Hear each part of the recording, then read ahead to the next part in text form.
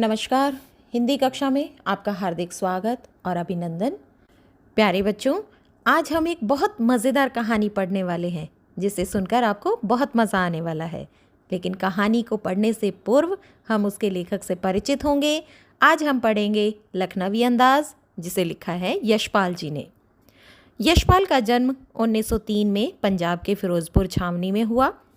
प्रारंभिक शिक्षा कांगड़ा में ग्रहण करने के बाद लाहौर के नेशनल कॉलेज से उन्होंने बीए किया।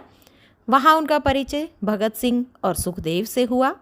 स्वाधीनता संग्राम की क्रांतिकारी धारा से जुड़ाव के कारण वे जेल भी गए।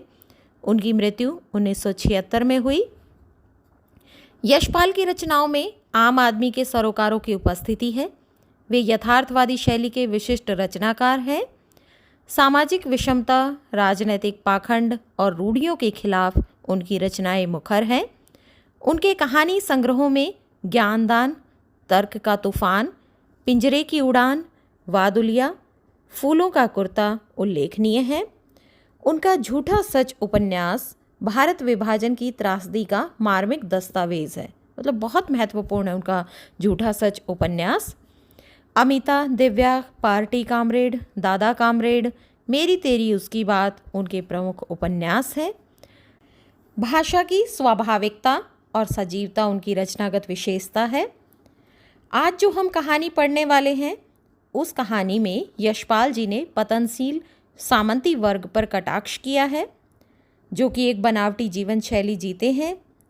कहना न होगा कि आज के समय में भी ऐसी परजीवी संस्कृति को देखा जा सकता है। लेखक की मुलाकात ऐसे ही व्यक्ति से हुई। तो चलिए हम कहानी शुरू करते हैं। मुफस्सिल की पैसेंजर ट्रेन चल पड़ने की उतावली में फुकार रही थी। मुफस्सिल का मतलब क्या होता है? केंद्रस्थ नगर के इर्द गिर्द का स्थान। लेखक ने सोचा कि आराम से सेकंड क्लास में जाने के अधिक दाम लगते हैं, दूर तो जाना नहीं था। भीड़ से बचने के लिए और एकांत में नई कहानी के संबंध में सोच सकने के लिए और इसके साथ साथ खिड़की से प्राकृतिक दृश्य देख सकने के लिए सेकंड क्लास का टिकट ले लिया। गाड़ी छूट रही थी। सेकंड क्लास के एक डब्बे को खाली समझकर जरा दौड़कर उसमें चढ़ गए। अनुमान के प्रतिकूल डिब्बा निर्जन नहीं था। एक बर्थ पर लखनऊ के नवाबी नस्ल के सफ़ेद पोश सज्जन बड़ी सुविधा से पालथी मारे हुए बैठे थे। सामने 2 ताज़े खीरे तौलिए पर रखे थे। डिब्बे में सहसा कूद जाने से सज्जन की आंखों में एकांत चिंतन में विघ्न का असंतोष दिखाई दिया। मतलब नवाब साहब चाह रहे थे कि वो अकेले ही सफ़र करें उस डिब्बे में, लेकिन जैसे ही लेखक कूद कर चढ़े तो उन्हें यह अच्छा नहीं लगा। लेखक ने सोचा, हो सकता है यह भी कहानी के लिए कुछ चिंता में हो, या फिर खीरे जैसी अपदार्थ वस्तु का शौक करते देखे जाने के संकोच में हो। नवाब साहब ने संगति के लिए कोई उत्साह नहीं दिखाया। मतलब कोई सामने से अगर आपसे मिलता है तो उन्होंने कोई हाय हेलो नहीं किया, उनको कोई अभिवादन शब्द प्रयोग नहीं किया। और लेखक ने भी सामने की बर्थ पर बैठकर आत्मसम्मान में आंखें चुरा ली। ठाली बैठे कल्पना करते रहने की लेखक की पुरानी आदत है। नवाब साहब की असुविधा और संकोच के कारण अनुमान करने लगे। संभव है नवाब साहब ने बिल्कुल अकेले यात्रा कर सकने के अनुमान से और किफ़ायत के विचार से सेकंड क्लास का टिकट खरीद लिया हो। मतलब अकेले भी सफ़र कर लेंगे और हमें खीरे खाते हुए कोई देखेगा भी नहीं, और इसके साथ साथ दाम भी कम लगेंगे। और अब गवारा नहीं है कि शहर का कोई सफ़ेद पोश उन्हें मंझले दर्जे में सफ़र करता देखे। अकेले से सफ़र काटने के लिए खीरे खरीदे होंगे, लेकिन अब ये सोच रहे हैं कि इस शहरी आदमी के सामने, इस सफ़ेद पोश के सामने मैं अपने खीरे कैसे खाऊं। यही उनको चिंता सताई जा रही है। हम कनखियों से नवाब साहब की ओर देख रहे थे और नवाब साहब कुछ देर गाड़ी में खिड़की के बाहर देखकर स्थिति पर गौर करते रहे। ओह, नवाब साहब ने सहसा हमें संबोधित किया। आदाब अर्ज, जनाब खीरे का शौक फरमाएंगे।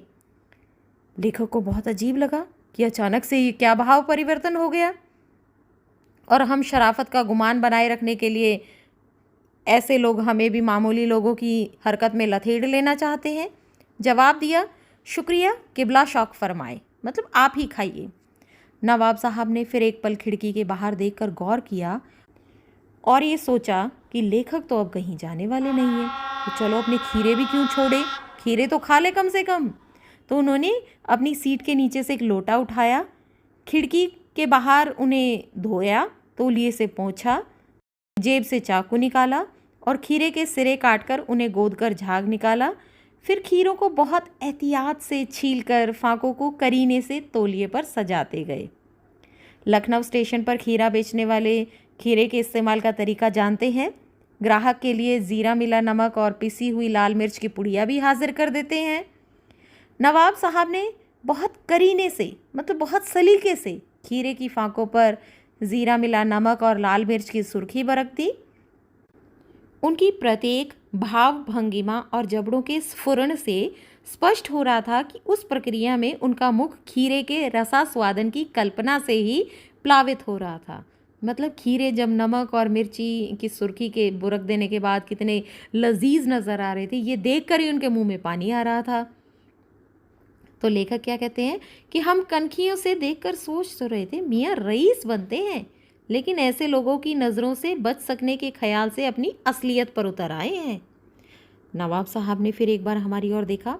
वल्लाह शौक कीजिए, लखनऊ का बालम खीरा है।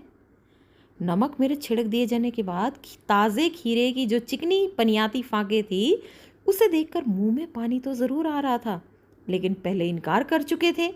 अब आत्मसम्मान निभाना उचित समझा तो उत्तर दिया, शुक्रिया, इस वक्त तलब महसूस नहीं हो रही है, मैदा भी ज़रा कमज़ोर है। मैदा मतलब आमाशय। तो कहते हैं कि आप ही किबला, आप शौक फरमाएं। नवाब साहब ने सतृष्ण आंखों से नमक मिर्च के संयोग से चमकती हुई खीरे की फांकों की ओर देखा। खिड़की के बाहर देखकर एक लंबी सांस ली। खीरे की एक फांक को उठाकर होठों तक लेकर गए, फांक को सूंघा, स्वाद के आनंद में उनकी पलकें मुंद गई, मुंह में भराए पानी का घूंट गले से उतर गया।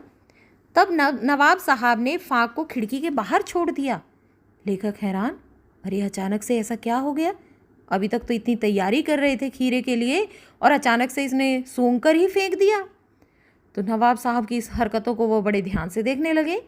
नवाब साहब क्या करते, खीरे की एक एक फांक लेते, अपने नाक के पास लेकर जाते और उसका रसास्वादन करते, मतलब अपने सूंघने के माध्यम से ही उसके स्वाद को महसूस करते और एक एक करके खीरे की सारी फांकों को उन्होंने खिड़की के बाहर फेंक दिया और बाद में तौलिए से हाथ और होंठ पूछे और गर्व से गुलाबी आंखों से हमारी ओर देखा, मानो कह रहे हो यह है खानदानी रईसों का तरीका।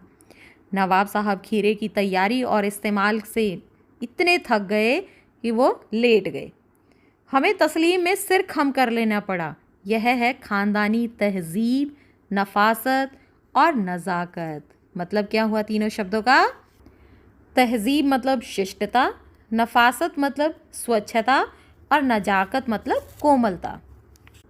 हम गौर कर रहे थे खीरे की इस तरीके के सुगंध लेने मात्र से ही, कल्पना से ही संतुष्ट होने का सूक्ष्म, नफीस और एब्स्ट्रैक्ट तरीका।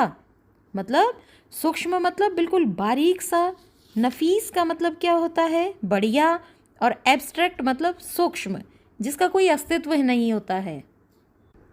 परंतु क्या ऐसे तरीके से उदर की तृप्ति हो सकती है? मतलब सूंघने मात्र से ही क्या पेट भर सकता है? नवाब साहब की ओर देखा तो भरे पेट के ऊंचे डकार का शब्द सुनाई दिया। नवाब साहब ने हमारी ओर देखकर कह दिया, खीरा लजीज होता है लेकिन होता है सकील, नामुराद मैदे पर बोझ डालता है। सकील का मतलब क्या होता है? आसानी से न पचने वाला। खीरा आसानी से पचने वाला नहीं होता है, इसीलिए पेट पर बोझ डालता है। ज्ञान चक्षु खुल गया, पहचाना यह है हमारी नई कहानी के लेखक। खीरे की सुगंध और स्वाद की कल्पना से पेट भर जाने का डकार आ सकती है, तो क्या बिना विचार, घटना और पात्रों के लेखक की इच्छा मात्र से नई कहानी नहीं बन सकती? यही सब सोचकर लेखक शांत हो जाते हैं और पाठक वर्ग पर ये छोड़ देते हैं कि क्या बिना विचार, घटना की कोई कहानी लिखी जा सकती है? आप भी सोचिए और इसका जवाब कमेंट बॉक्स में डालिए कि आप लेखक के विचार से सहमत हैं या नहीं। मुझे इसका जवाब ज़रूर दीजिए। यहीं पर हमारा ये छोटा सा पाठ समाप्त होता है। आशा है आपने पाठ को बहुत अच्छे प्रकार से समझा होगा। अगली वीडियो में मिलने का वादा करने से पूर्व अगर आपने इस चैनल को सब्सक्राइब नहीं किया है तो जल्दी से सब्सक्राइब कर लीजिए, बेल आइकन दबा दीजिए ताकि नई नई वीडियोज़ की नोटिफिकेशन आपको तुरंत मिलती रहे। मिलते हैं एक और नए अध्याय के साथ, तब तक के लिए धन्यवाद।